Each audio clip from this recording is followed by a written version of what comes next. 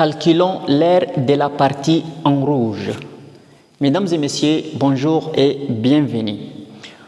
Nous avons ici un triangle ABC. Et dans ce triangle, il y a un cercle inscrit. Sachez très bien que le triangle est rectangle en B. On nous demande de calculer l'aire de la partie hachurée en rouge. Eh bien, nous allons voir ensemble, étape par étape, en utilisant deux méthodes différentes, comment calculer l'aire de la partie hachurée. C'est parti, première méthode. Méthode numéro 1. Bien. Voilà. La première méthode, d'abord, ici, nous avons des tangentes à notre cercle, c'est-à-dire que le cercle est inscrit dans un triangle rectangle. Alors, il y a le point de rencontre entre le cercle et les côtés. Donc, le côté AC touche le cercle en ces points que je vais les nommer I. Donc, le côté BC touche le cercle en ces points que je vais les nommer J. Bien. Et le côté AB touche le cercle en ces points que je vais le nommer K. Et là, la tangente à un cercle forme un angle droit avec les rayons. On va tracer ça.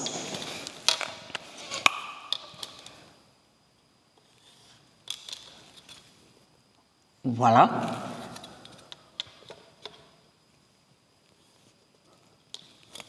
Bien. Donc, c'est-à-dire ici, les rayons forment un angle droit avec les tangentes. Ici également. Bien. Donc, ici, nous avons un angle droit. Ici également, nous avons un angle droit. Là aussi, nous avons un angle droit. Forcément, cet angle-là aussi devrait être un angle droit. Et là, si vous constatez bien, nous avons un carré BKOJ, des rayons égal à 1, puisque notre cercle a pour rayon égal à 1. Et tout ce qu'on sait encore, que le côté AC mesure combien? Mesure 8. Donc, je vais écrire ici, AC égale à 8. Bien, si le côté AC égale à 8, je peux poser le côté AI égale X. Bon, je peux utiliser X. Donc, de A jusqu'à I, ça me fait X. Alors, si de A jusqu'à I, ça me fait X, de I jusqu'à C, ça me fait 8 moins X. Parce que, je vais expliquer ça, si on a AI, le côté AI, plus le côté IC, tout ça, c'est égal à 8.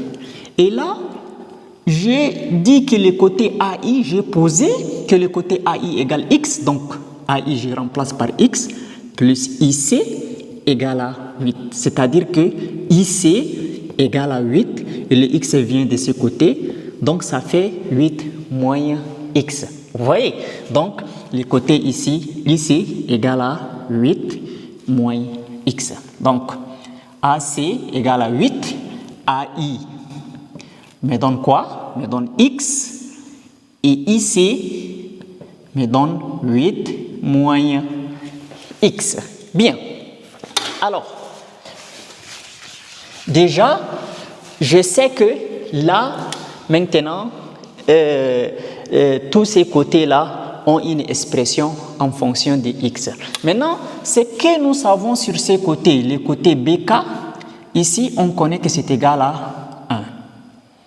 Bien. Voilà. Mais ici, de A jusqu'à K, ça fait combien?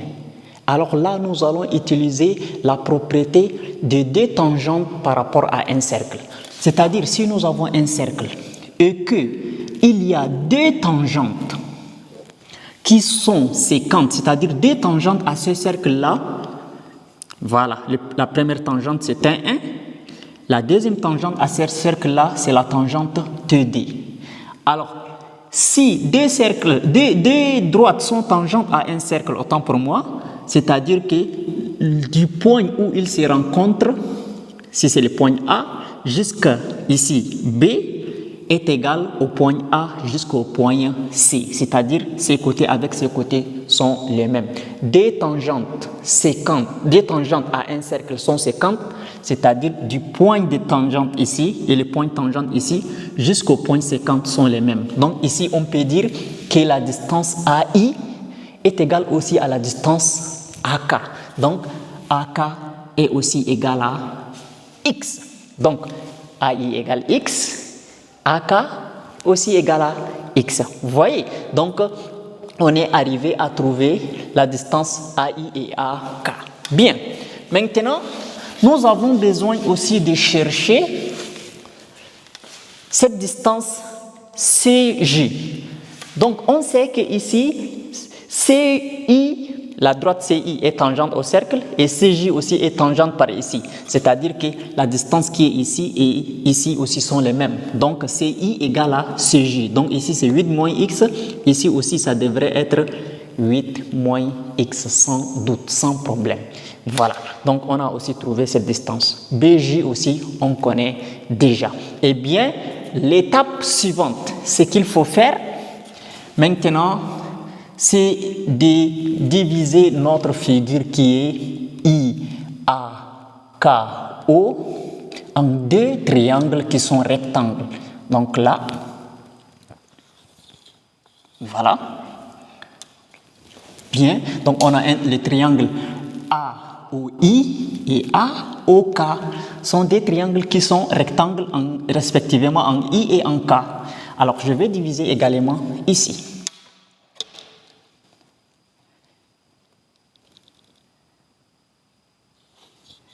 Bien, donc ici on obtient aussi des triangles, les triangles COI et le triangle COJ. Donc le triangle COI est rectangle en I et le triangle COJ est rectangle en J. Donc j'ai déjà quand même déverrouillé ce qui est verrouillé. Maintenant nous allons calculer l'aire d'abord de notre triangle entier. Donc, c'est-à-dire il faut d'abord calculer l'aire du triangle entier et après, on va soustraire l'aire du cercle qui se trouve dans le triangle. Donc, on fait la soustraction de l'aire de notre cercle qui se trouve exactement dans le triangle. Maintenant, qu'est-ce que nous allons faire? On va calculer l'aire de notre triangle. Donc, l'aire du triangle ABC va être égale à l'aire du triangle AOI, ok, à l'aire du triangle AOI, bien, plus l'aire du triangle AOK, plus l'aire du triangle AOK, plus l'aire du triangle COI, ok, plus l'aire du triangle COI plus l'aire du triangle COJ plus l'aire du triangle COJ. Voilà. Plus, ici nous avons un carré, KOJB c'est un carré, plus l'aire de notre carré, plus l'aire du carré OKBJ. Bien, maintenant, on sait déjà que l'aire de notre triangle AOJ, donc nous avons un triangle rectangle, et si on a un triangle rectangle ABC par exemple, on nous demande de calculer la surface de ce triangle rectangle ABC. Qu'est-ce que nous allons faire? On va simplement dire que la surface d'un triangle rectangle est égale à les deux côtés qui ne sont pas hypoténuses là, c'est ceux-là qu'on les multiplie entre eux et on divise. Donc c'est égal à AB fois BC, le tout sur D. Voilà. Un triangle rectangle, vous voulez calculer sa hauteur, si ces côtés et le côté A, ces côtés et le côté B, et ces côtés et le côté C, donc ça veut dire C est l'hypoténuse. Donc on ne prend pas l'hypoténuse pour calculer la surface d'un triangle rectangle. On a juste besoin de multiplier le côté A fois le côté B et on divise par D. Parce que dans les autres triangles également, la surface d'un triangle est égale à base fois hauteur divisé par d. On est obligé de trouver une hauteur avant de calculer la surface. Alors, si tu es là jusqu'ici, n'oublie pas de liker la vidéo et de t'abonner. Bien. Maintenant, ici, dans les triangles AOI, donc l'hypoténuse c'est AO. On n'a pas besoin de l'hypoténuse AO. Ce dont on a besoin, c'est OI et AI, autant pour moi, et OI. Donc AI c'est X et OI c'est les rayons. Donc ici c'est les rayons. Les rayons. Donc là, ça veut dire que ici c'est égal à X fois rayon. Donc X fois rayon. Le tout divisé par 2. Plus maintenant AOK. Donc AO on n'a pas besoin. On a juste besoin de AOK. Donc K c'est X et KO c'est les rayons, donc c'est les rayons ici. Donc ça veut dire que l'aire du triangle AOK est égale à AK c'est X fois OK c'est les rayons. Voilà, on divise par 2. Bien sûr, bien sûr. Maintenant, on va chercher quelle aire? On va chercher l'aire du triangle ICO. Donc le triangle OCI ou bien COI, donc ça donne ce côté qui est ici, c'est 8 moins X, 8 moins X fois le rayon, donc c'est-à-dire fois OI. Le tout on divise par 2, plus le côté du triangle COJ, OJ, donc on prend JC c'est 8 et OJ c'est R, donc ça fait 8 moins X fois R, ça aussi on divise par 2. Et enfin on fait plus OKBJ, on fait OKBJ, c'est-à-dire l'aire de notre cercle, l'aire de notre carré, autant pour moi, du petit carré. Donc l'aire d'un carré est égal à côté fois côté. Les côtés c'est les rayons, donc ça veut dire rayon fois rayon, plus rayon fois rayon, donc c'est rayon au carré. Alors, donc l'aire du triangle ABC égale. Donc x c'est toujours x, les rayons c'est 1, donc x fois 1 ça donne toujours x, x demi, ici également ça donne x demi. Et là comme les rayons c'est x, ça donne 8 moins x le tout sur 2. Ici également ça donne 8 moins x le tout sur 2 plus r au carré, donc ça veut dire plus 1. Donc l'aire de ABC égale x plus, donc le dénominateur ici c'est 2, donc j'ai besoin de garder un dénominateur 2, donc ça fait x plus 8 moins x plus 8 moins x plus 1 à côté ici. Alors ici x moins x s'en vont, x moins x s'en vont, donc on va trouver l'aire du triangle ABC est égal à 8 plus 8 qui nous donne 16 divisé par 2 plus 1. Alors, l'aire de notre triangle ABC, qu'est-ce que ça peut nous donner? Donc, ça nous donne 16 divisé par 2, c'est 8 plus 1. Et l'aire du triangle ABC est égal à 9. Donc, je peux écrire 9 SI parce qu'on n'a pas mentionné que c'est centimètre ou mètre. Donc, si c'était centimètre, c'est centimètre au carré. Si c'était mètre, c'est mètre au carré. Donc, l'aire du triangle ABC est égal à 9 dans le système international. Donc, je vais écrire ici l'aire égale à 9 SI. Donc, unité dans le système international. Maintenant, comme on a déjà trouvé l'aire de notre triangle entier, on a besoin de soustraire l'aire du cercle qui se trouve dans le triangle. Bien, donc je vais effacer ici. Alors dites-moi en commentaire quelle est la méthode la plus facile. Est-ce que c'est la première méthode? Est-ce que c'est la deuxième méthode que nous allons tout de suite voir? Donc, ici, l'aire est égale à 9. Maintenant, l'aire du cercle.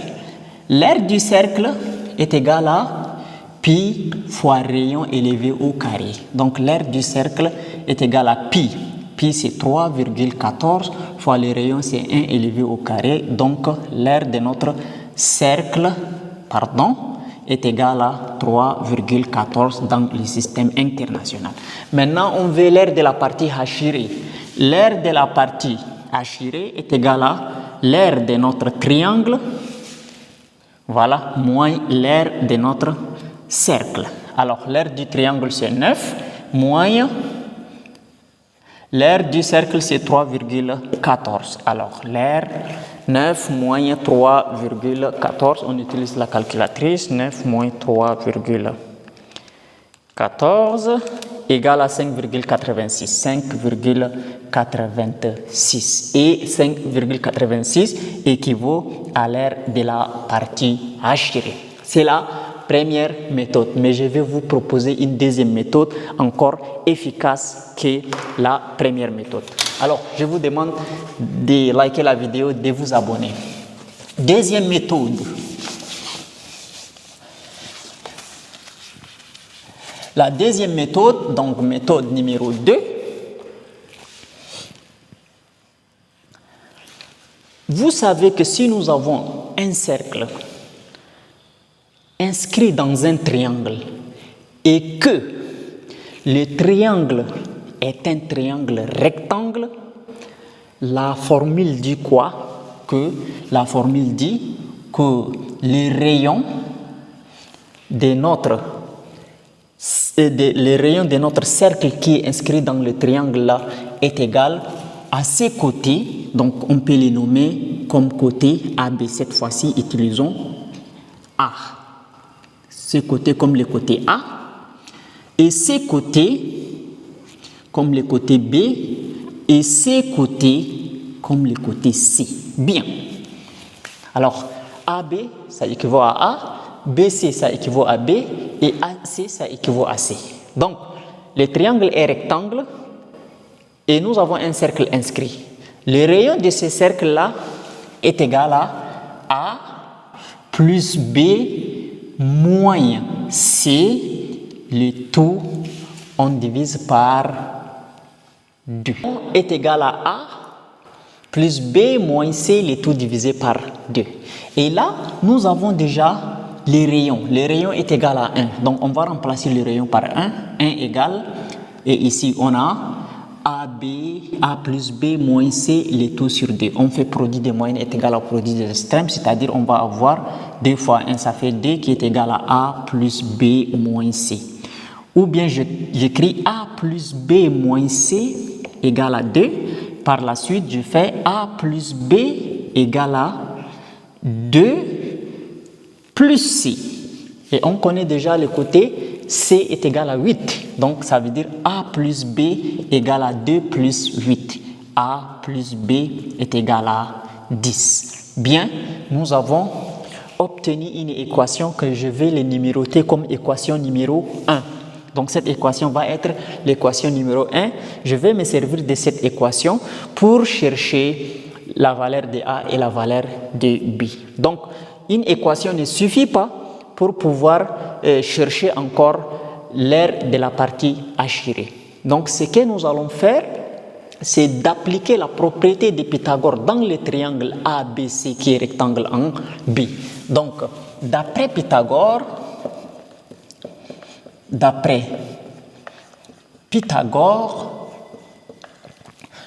l'hypoténuse au carré est égale à la somme des carrés des deux autres côtés. L'hypoténuse c'est AC, donc AC au carré est égal à BC au carré plus AB au carré.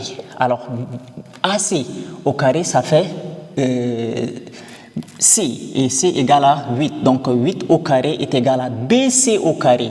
BC, c'est B au carré plus AB au carré. AB, c'est A au carré.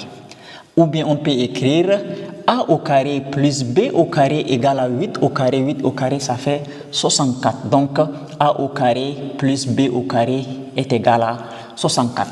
Mon objectif ici, dans cette équation, c'est quoi? C'est de chercher AB. Parce que ici, j'ai la somme. Cette fois-ci, je cherche les produits AB. Bien. Qu'est-ce qu'on fait? En utilisant l'identité remarquable A plus B, le tout au carré. Donc A plus B le tout au carré, ça donne quoi? Ça donne A au carré plus 2AB plus B au carré. Et là, je peux écrire d'une autre manière, A au carré plus 2AB plus B au carré égale à A plus B le tout élevé au carré. Je n'ai rien changé. Qu'est-ce que je fais? Là maintenant, j'écris A carré plus B carré égale, nous avons A plus B au carré et le 2AB, je déplace de ce côté, ça devient moins 2AB. Voilà, ça devient moins 2AB. Donc, qu'est-ce que je fais? À la place de A carré plus B carré, je peux remplacer par 64 si je veux. Donc, c'est-à-dire que je peux remplacer par 64. Ou bien, je prends toute cette quantité, je la mets ici. Alors, permettez-moi d'effacer ici, mais je vais écrire A plus B égale à 10. Bien, A plus B égale 10. Alors, j'efface cette partie.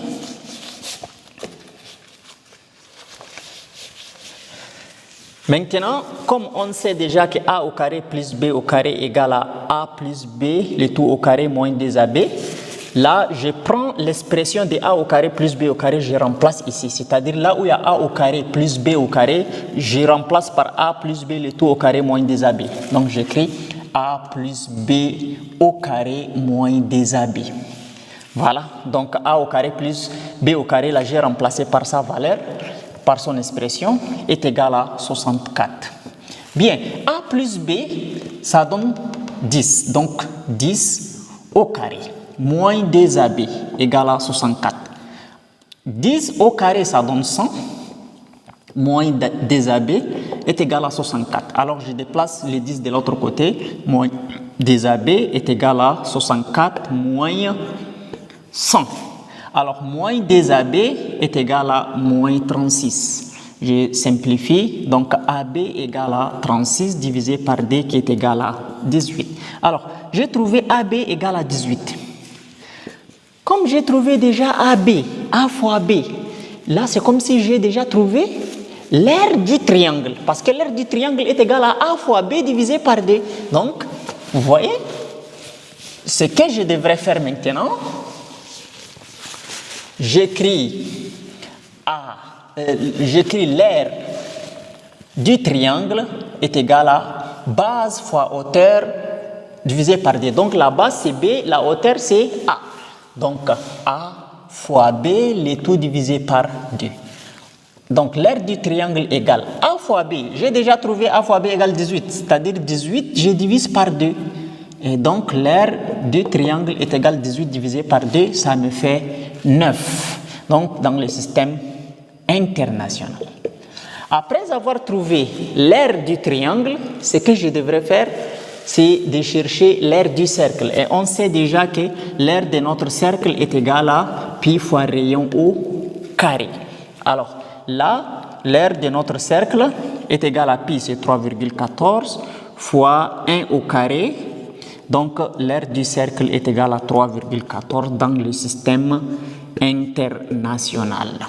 Bien, j'ai trouvé l'aire du triangle et l'aire du cercle. Donc j'ai besoin de soustraire l'aire du cercle de l'aire du triangle. Donc, qu'est-ce que je vais dire? L'aire du triangle, donc l'aire de la partie hachirée est égale à l'aire du triangle moins l'aire du cercle. Donc, l'aire du triangle, c'est 9 moins 3,14. Donc, j'ai calculé, c'est égal à 5,86 dans le système international. Donc, l'aire de la partie hachirée égale à 5,86. Et voilà, mesdames et messieurs, on a utilisé des méthodes différentes pour calculer l'aire de la partie hachirée. Si la vidéo vous a plu, n'oubliez pas de vous abonner à la chaîne et activer aussi la cloche de notification afin de ne plus rater nos prochaines vidéos.